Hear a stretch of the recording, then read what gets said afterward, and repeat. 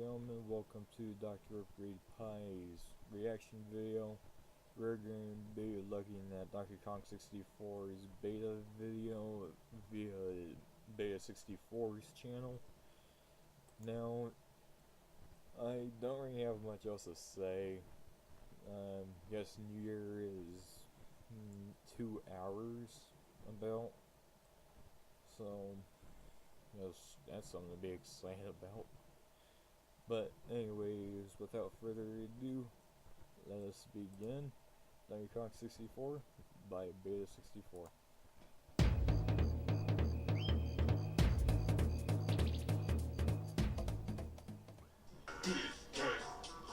Donkey Kong, he's the leader of the bunch. You know him. I'm sorry. I was just getting ready to talk about my favorite Nintendo 64 game. Donkey Kong 64 is different than most other platformers.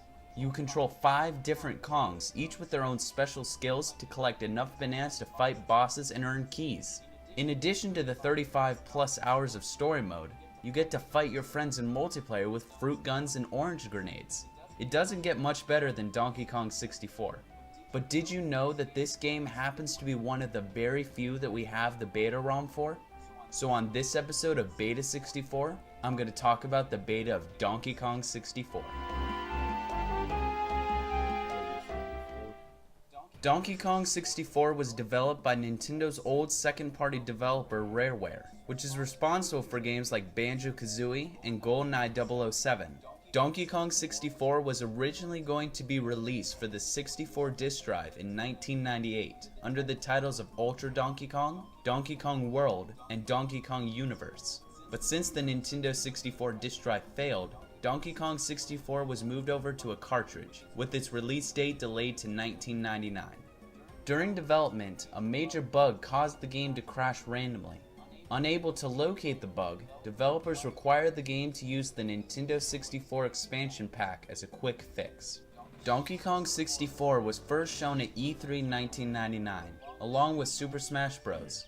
There are many differences between the E3 demo and the final. Let's start with the intro. The Nintendo 64 logo's animation used in the intro is much longer than the final games. Another difference is the HUD. The life meter was not planned to be melons at first, but instead they were pie pieces, much like in Super Mario 64. The golden banana level counter was also slightly changed. When grabbing a golden banana in the final game, the HUD shows the golden banana count of every Kong in the level, but in the beta, it only shows how many the current Kong has collected. The last HUD difference is a counter for an unused silver balloon. This balloon would give a life when collected, but was removed late in development. A shower stall with a poster of Banjo and Kazooie is shown in Donkey Kong's treehouse, though it is not found in the final game. Mad Jack was different in the beta as well. It was originally called Junk in the Box and looked a lot different than the final game. Junk in the Box was also meant to be a mini-boss instead of the main boss in the final.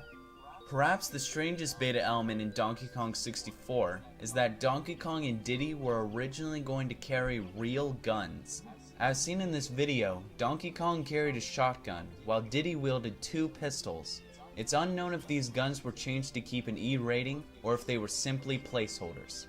In late 1999, gaming shops were given a kiosk demo of Donkey Kong 64 for people to play in their store.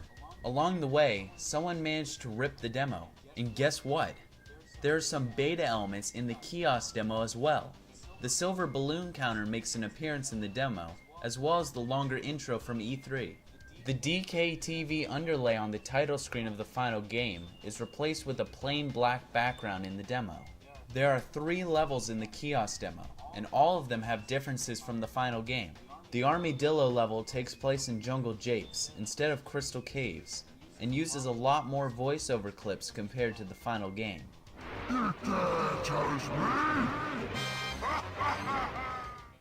The minecart level was made incredibly difficult, as the final game requires you to collect 50 coins, while the demo requires 70.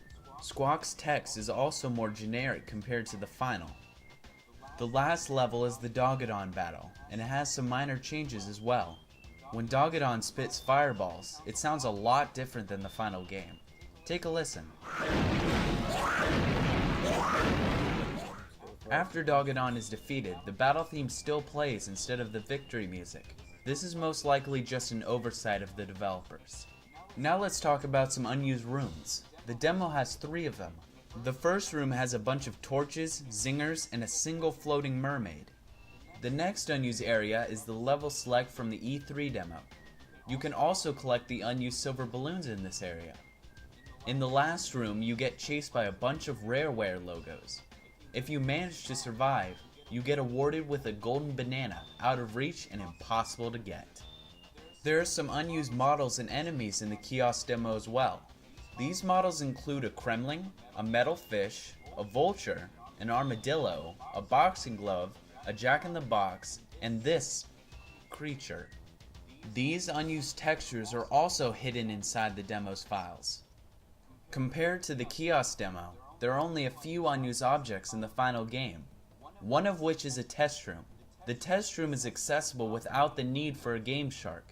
After collecting all of Snide's blueprints, bring up the bonus menu in one of Snide's headquarters. With any game selected, hold down B and quickly press A. If done correctly, you'll be brought to the test room. The room has no music, pedestals, a single yellow balloon, and a motionless clone of Donkey Kong. You can't leave the room once you enter it, as pressing start does nothing, and walking off screen will take you back to the center of the room.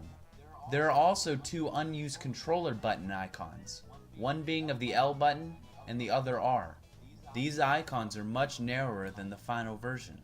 They were most likely widened to match the real button shape more closely.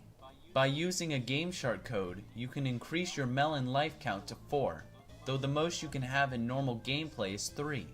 Even after disabling the code, your melon life count will still be at 4, meaning that there could have been another life upgrade in Candy's shop.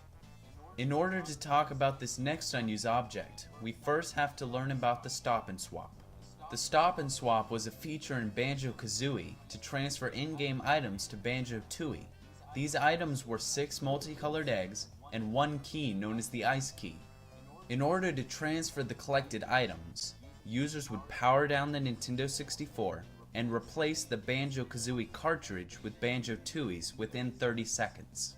Sadly, hardware changes to the Nintendo 64 caused the 30 seconds to replace the cartridge to become only 1 second, thus making the Stop and Swap impossible to perform and forcing the developers to scrap the idea. You might be wondering what this has to do with Donkey Kong 64. Well, there's one unused line of text in the game's files that says Ice Key. So could this mean that you could transfer the Ice Key from Banjo-Kazooie to Donkey Kong 64? The world may never know. Except for the developers. They always know. So that's the beta of Donkey Kong 64. Even though there were quite a few changes between the beta and the final, most of them are small and don't really affect how awesome the final product is. Well, I gotta get back to playing the game. I got 20 more hours to go. So this has been Beta 64 with the Donkey Kong 64 beta. Thanks for watching.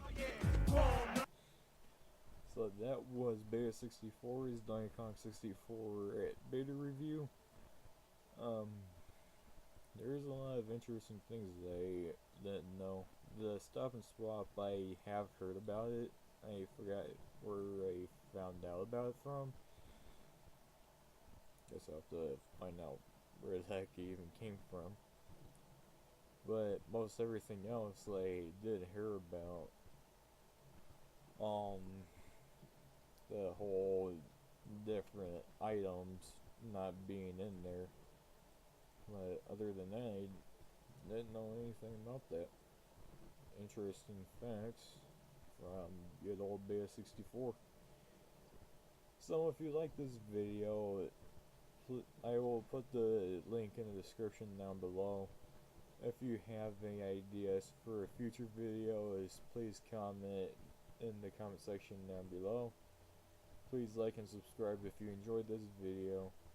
And other than that, I'll see you all next time.